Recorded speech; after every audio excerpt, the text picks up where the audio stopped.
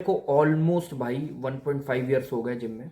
And ये जो तीन गलतियां अगर मेरे को शुरुआत में पता होती ना भाई, तो मेरी जैसी भी जो फिजिक है एवरेज से तो बहुत ही अबव है, उससे 10x गुना अच्छी होती भाई। क्योंकि मेरी ये जो सबसे बड़ी गलती है जो कि एक बिगिनर करता है, एंड सब बिगिनर के दिमाग में ये चीज रहती है भाई। पहली चीज जो है वो भाई देख, जब तू जिम स्टार्ट करता है ना तो तेरे भी दिमाग में होगा, मेरे भी था कि भाई पहले मैं चेस्ट की जो फैट है वो घटा लूँ, गाइनोकमेस्टी है मेरे को, बेली का जो फैट है थोड़ा सा यहाँ पे लव हैंडल्स बनते हैं, एंड टी शर्ट में थोड़ा सा घटिया दिखता है, बाहर से ऐसे चर्बी लटकती है। तो मैं भाई जिम स्टार्ट करता हूँ एंड पहले मैं एक कट स्टार्ट करता हूँ एंड कटिंग करता हूँ, जिससे क्या होगा कि मेरा जो फैट है वो चला जाएगा एंड अच्छा खासा फैट चला जाएगा भाई, तो मेरी जो बॉडी है वो अच्छी खासी दिखेगी। नहीं, this is the biggest main thing why some people out there, तुमने देखा होगा जिम में जो कि 2 से 3 साल जिम करने के बावजूद भी वो वैसे के वैसे ही दिखते हैं भाई। सेम मतलब एक मेरा दोस्त है भाई लिटरली, एंड उसके साथ मैंने जिम करना स्टार्ट किया था 1 साल पहले। वो जैसा 1 साल पहले दिखता था आज भी वो वैसा ही दिख रहा है। 2 दिन पहले मैं उससे मिल गया तब भी वो वैसा ही दिख रहा था भाई। And this fucking thing pisses me off literally. And ये गलती बहुत सारे लोग करते हैं। पता है क्या होता है, जब तुम जिम स्टार्ट करते हो ना, जो पहले 2 साल होते हैं भाई, 2 साल ये होते हैं न्यूबी गेन्स वाला जो पीरियड होता है ना। अब न्यूबी गेन्स पीरियड क्या होता है, ये एक ऐसा इकलौता पीरियड होता है पूरी की पूरी जिम लाइफ में, पूरी की पूरी जितने भी साल तुम जिम करने वाले हो उसके जो पहले 2 साल होते हैं यही तुम्हारी फाउंडेशन सेट करते हैं आगे के ईयर्स के लिए। इसमें तुमने जैसी फिजिक बना ली भाई वैसी ही तुम्हारा बेस रहेगा पूरा throughout your life.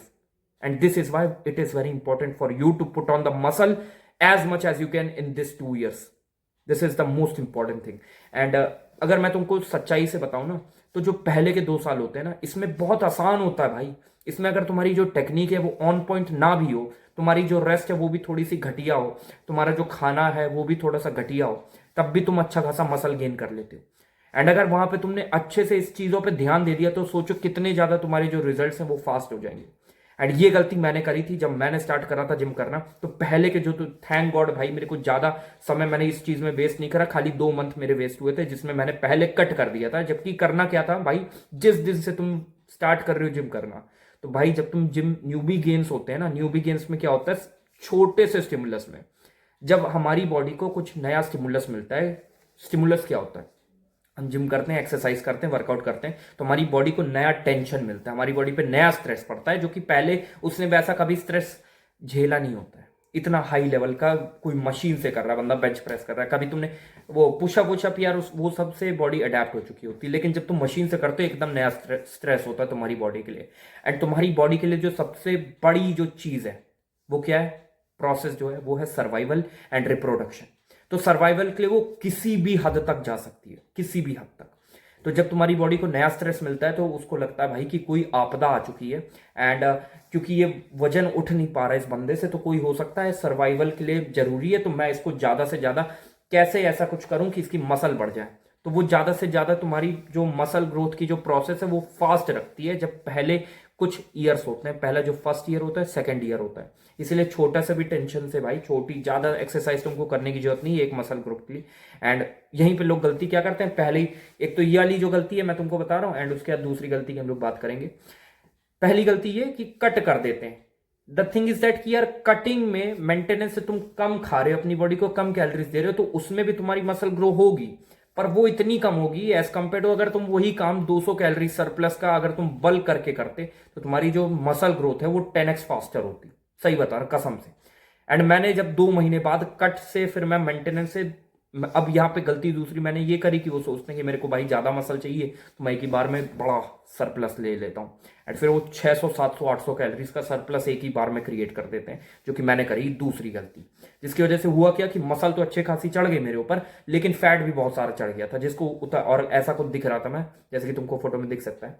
And ये उतारने के लिए मेरे, and the thing is that कि मेरे को पेशेंस नहीं था, जिसकी वजह से मैंने जो कट है वो भी छोटा कर दिया भाई।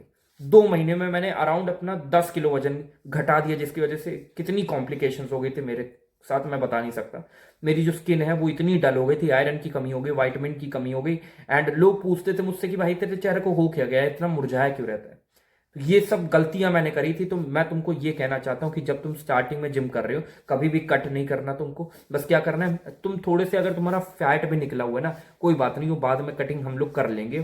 1 साल तुम करना जिम, अच्छे से करना, 1.5 ईयर्स तुम जिम करना, एंड उसके बाद मैं कटिंग का तुमको बता दूंगा। मैं तुमको यूट्यूब की वीडियो पे जो है, मेरे चैनल पे तुमको मिल जाएगी भाई वीडियो, ठीक है।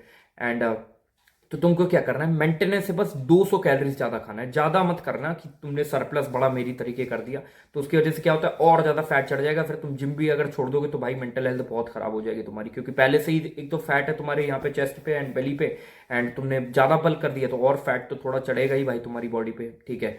अगर तुम 200 कैलोरीज का भी करते हो ना, तब भी थोड़ा सा फैट चढ़ता ही है। तो सोचो अगर 600-700 कैलोरीज का कर रहे हो तो बहुत ज्यादा फैट चढ़ता है तुम्हारी बॉडी पे, एंड उससे फिर तुम्हारी जो इमेज है, बॉडी डिस्मॉर्फिया हो जाता है। शीशे में देख के खुद को ऐसा लगता है कि भाई कौन है ये आदमी, मैं तो नहीं हूं। द थिंग इज दैट, तो इसीलिए 200 से 300 कैलोरीज का तुमको सरप्लस रखना है from the very first day of joining your gym. And अगर तुमको नहीं पता मेंटेनेंस कैसे निकालते, तो भाई गूगल करो एंड सर्च करो कैलोरी कैलकुलेटर। वहां पे तुम अपनी एज, वेट, हाइट सब चीज डालो, एंड वहां पे अपना एक्टिविटी लेवल डालो। अब जैसे तुम्हारे हिसाब से भाई जितना तुम जिम जाते हो, मान लो तुम एक हफ्ते में 3 से 4 बार जाते हो, तो वहां पे ऑप्शन होता है 3 to 4 times per week gym, उसको सेलेक्ट करना। वहां पे तुम्हारी मेंटेनेंस कैलोरीज, उसके बाद जैसे ही तुम कैलकुलेट करोगे मेंटेनेंस कैलोरीज तुम्हारी दिखाएगा वहां पे। बस उसमें तुमको 200 कैलोरीज ऐड करना है, एंड फिर उसको लिख लेना एक पेपर पे।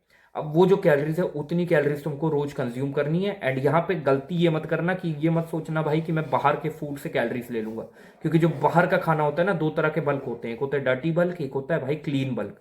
एंड क्लीन बल्क का जो फैट होता है ना, वो तुम्हारी मसल पे पूरे शेप के तरीके चढ़ता है। एंड तुम जैसे अंकित बैनपुरिया को तुम देख सकते हो भाई, उनकी जो बॉडी है, उस पे जो मसल है, उसके ऊपर जो फैट है वो मसल के शेप पे चढ़ा है, as compare to those person out there, जो कि मतलब जब बल्क करते हैं तो कुछ कुछ ऐसे लोग होते हैं जिनकी जो अनइवनली भाई फैट चढ़ जाता है, या चर्बी ज्यादा कहां से चढ़ जाती, बेली के अराउंड, चेस्ट के अराउंड। तो ये अगर तुम नहीं चाहते हो कि ज्यादा तुम्हारे साथ ना हो, तो प्लीज हमेशा क्लीन बल्क करो। क्लीन बल्क से तुम्हारी बॉडी पे हमेशा अच्छे से ही चढ़ेगा fat. The thing is that. So तुमको क्या करना है, इतनी कैलोरीज तुमको कंज्यूम करनी है। अब तुमको हर चीज की भाई कैलोरीज निकालनी आनी चाहिए। वो तुम चैट जीपीटी का इस्तेमाल कर सकते हो, वहां पे तुम जाओ एंड सर्च करो जो भी तुमने खाया। मान लो एक एप्पल खाए, तो एक तो यार मैं तुमको बेस्ट इन्वेस्टमेंट बता दूं तो एक वेइंग स्केल खरीद लो किचन वाला, एंड उसमें तुम हर चीज को मेजर करो भाई। अगर तुमको एक अच्छी फिजिक बनानी है, तो ये मैं चीजें बता रहा हूँ, इसने मेरी बहुत हेल्प करी है। एंड तुम भाई करो ये काम, तभी तुमको जो है रिजल्ट अच्छे मिलेंगे। थोड़ी हार्ड है चीजें, मानता हूं मैं, पर ये एक बार का जामा है। और तुम नोट करते जाओ हर चीज में कि मान लो तुमको 100 ग्राम उसका चावल का नहीं पता है, कुकड 100 ग्राम चावल का कितनी कैलोरीज होती, तो तुम एक बार कॉपी में तुम एक बार का भाई काम है ये, नोट कर लो सब चीज जो भी तुम खाते हो टिपिकल इंडियन डाइट में। तो वो अगर तुम कर देते हो, तो उसके बाद भाई तुम्हारे लिए आसान हो जाती चीजें। एंड फिर तुम देख के समझ सकते हो कि जैसे मान लो तुमने 100 ग्राम चावल, 200 ग्राम चावल का है, ठीक है, तो अब 100 ग्राम का पता है 120 कैलोरीज है, तो फिर 240 कैलोरीज ले गई, हमने खा ली, तो बहुत सही। अब जितनी भी तुम्हारी जो बची है वो उतनी कैलोरीज कंज्यूम करो, वेरी आसान। एंड दूसरी चीज जो की है, कभी भी प्रोग्रेसिव ओवरलोड ना करना, ट्रैक ना करना कि हम लोग कितना वर्कआउट करना है भाई, प्रोग्रेसिव ओवरलोड। क्योंकि जो मसल है ना, वो टाइम के साथ ग्रो होना कम हो जाती है, क्योंकि जो सेम स्टिमुलस जो होता है वो धीरे धीरे हमारी बॉडी अडेप्ट कर लेती है भाई। कोई भी तरीके की तुम किसी भी बंदे को कोई भी कंडीशन में डाल लो, वो अडेप्ट हो ही जाता है। तो तुम्हारी बॉडी भी इस वर्कआउट का जो स्टिमुलस है, जो टेंशन है, वो लेना समझ गई है भाई, अडेप्ट कर चुकी है। तो अब उसके लिए वो नई चीज नहीं रही। अब उसके लिए ऐसा नहीं है कि भाई सर्वाइवल मोड में चली जाएगी तुम्हारी बॉडी, नहीं, ऐसा नहीं होगा अब। क्योंकि उसको पता है हाँ ठीक है, इसका तो रोज ही का काम है, रोज ही ये बेंच प्रेस मारता है, रोज ही ये स्क्वाट करता है, डेडलिफ्ट करता है, जो भी चीज है। तो अब उसकी तुमको इंटेंसिटी बढ़ानी पड़ेगी। पहले अगर तुम एक एक्सरसाइज करते थे एक मसल ग्रुप की, तो अब उसी एक एक्सरसाइज से अगर तुम फेलियर पे वो करोगे, फेलियर तक ट्रेन करोगे, तो उतनी इंटेंसिटी से तुम्हारी जो मसल है वो ग्रो नहीं होगी एज कम्पेयर टू जब तुम बिगिनर थे। पहले जब तुम थोड़े जो मंथ थे उसमें तुमने काम किया था, उसमें जब तुमने एक ही एक्सरसाइज से करा था, तब भी तुम्हारी ग्रो अच्छे से हुई थी। तो इसलिए तुमको न्यूबी फेज में भी प्रोग्रेसिव ओवरलोड करना है। एंड कैसे करना है प्रोग्रेसिव ओवरलोड, होता क्या है, मान लो इस हफ्ते अगर मैंने बेंच प्रेस 70 किलो की लगाई, ठीक है, 70 किलो से मेरे निकले 4 रैप, ठीक है, तो अगले हफ्ते मेरे को कोशिश करनी है, या तो मैं ज्यादा रेपिटेशन निकालूं, या फिर मैं हो सकता है कि थोड़ा सा 2.5 किलो वेट बढ़ा दूं। कितने की होती है 2.5 kg की जो एक प्लेट है वो और लगा के प्रोग्रेसिव ओवरलोड करूं। या तो जिस तरीके से मैंने जो वेट ए पॉइंट से बी पॉइंट तक मैं लेके गया था उसकी जो फॉर्म है उस पर ध्यान दूं और ज्यादा स्ट्रिक्ट फॉर्म कर दूं। इतना कॉम्प्लिकेट करने की जरूरत नहीं, बस तुम पता है पहले जब तुम बिगिनर हो तो प्रोग्रेसिव ओवरलोड्स करना सबसे ज्यादा आसान पता है किस तरीके से होता है। तुम थोड़े से रेपिटेशन बढ़ा दो। फॉर एग्जांपल बाइसेप कर्ल तुमने करे 5 किलो से 12 से 13 रेपिटेशन इस बार निकले 3 सेट के। तो अब अगली बार जब तुम करोगे तो उसी में तुम जो पहले 2 सेट है वो तुम्हारे निकल गए, तो तुमने पहले जो 2 सेट है उसमें पहले 12 रेपिटेशन निकले थे, तो अब तुमने 14 रेपिटेशन मारे, 15 रेपिटेशन निकाले, धीरे धीरे बढ़ाए, तो वो हो गया प्रोग्रेसिव ओवरलोड। ये तुम ट्रैक करो भाई, नोट पैड लो एंड उस पर लिखो कि आज मैंने क्या करा है। आज मेरा पुल डे था, आज मेरा पुश डे था, तो आज मैंने बेंच प्रेस मारी है भाई 20 किलो से, कितने 3 सेट मारे एंड 13 से 14 रेप निकले मेरे। एंड ये जब तुम काम करोगे तो तुम देखोगे कि तुम्हारी मसल ग्रोथ बहुत ज्यादा फास्ट हो गई है, क्योंकि ये एक ऐसा तरीका है जो कि तुमको हमेशा तुम्हारी प्रोग्रेस ट्रैक करवाता रहेगा। क्योंकि देखो पता है हमारा जो ब्रेन है ना वो हमेशा देखता है कि भाई रिजल्ट मिल रहे हैं कि नहीं। जब तक रिजल्ट मिल रहे होते तब तक हमारे अंदर मोटिवेशन होती है वो काम करने की, और जैसे ही जिस दिन रिजल्ट दिखना बंद हो जाते हैं ना हमारा ब्रेन उठ जाता है भाई उस चीज से, ये तुम मानो ना मानो। एंड जब तुम पहले बिगिनर होते हो तो भाई जब तुम बल्क करते हो ना एंड ग्रो करते हो अपनी मसल तो बहुत ही अच्छा तुमको दिखता है, एकदम स्टेरॉइड लाइक गेन्स। एंड फिर धीरे धीरे समय के साथ चीजें स्लो हो जाती हैं तो तुम्हारा जो मोटिवेशन है वो गिर जाता है भाई। तो अगर उसको तुमको बचा के रखना है तो तुमको अपने ब्रेन को दिखाना पड़ेगा रिजल्ट्स। देख भाई दिख रहे हैं ना, पहले मैंने पिछले हफ्ते जो है 15 किलो से मारा था शोल्डर प्रेस, मैंने मारा था 12 रेपिटेशन, इस बार मैंने 14 रेपिटेशन मारे ना। एंड अगर तुम्हारे रेपिटेशन प्रोग्रेसिव ओवरलोड हो रहे हैं तो दैट मीन्स कहीं ना कहीं तुम्हारी मसल की जो स्ट्रेंथ है, तुम्हारी जो मसल की जो साइज है वो कहीं ना कहीं बढ़ रही है, चाहे वो छोटे से स्केल पे क्यों ना हो, वो बढ़ रही है भाई। ये चीज है, ये 2 चीज हो गई। एंड जो तीसरी सबसे मेन चीज है जो कि लोग गलती करते हैं भाई, not resting enough. And this is the main thing कि why people actually don't grow their muscle out there that much as they can. उनका जितना पोटेंशियल होता है उससे बहुत कम लेवल पे वो खेल रहे होते भाई। उनका पोटेंशियल यहाँ पे होता है एंड खेल वो यहाँ पे रहे होते इतनी मसल के साथ, जबकि यहाँ तक जा सकते थे वो अगर उन्होंने रेस्ट अच्छे से लिया होता भाई। एक पता है स्टडी है जो कि प्रूव कर चुकी है कि 2 बंदों को सेम कैलोरी डेफिशिएट पे रखा गया, 2 बंदों को मेंटेनेंस से 200 कैलोरीज दोनों बंदों को कम दी गई। ठीक है, मान लो दोनों बंदों का 2 ग्रुप थे एंड पहला जो ग्रुप है उसका मेंटेनेंस कैलोरीज जो है वो 2000 कैलोरीज है एंड दूसरे का भी 2000 कैलोरीज है। इनको भी 1800 दी, इनको भी 1800 दी। ठीक है, एंड अब इस वाले जो ग्रुप है इस ए ग्रुप को हमने 8 घंटे की अच्छी sleep the, quality sleep the. And ये वाली जो ग्रुप है बी वाले ग्रुप, इनको हम लोग ने जगाया रखा, इनको खाली 5 से 4 घंटे की नींद दी खाली।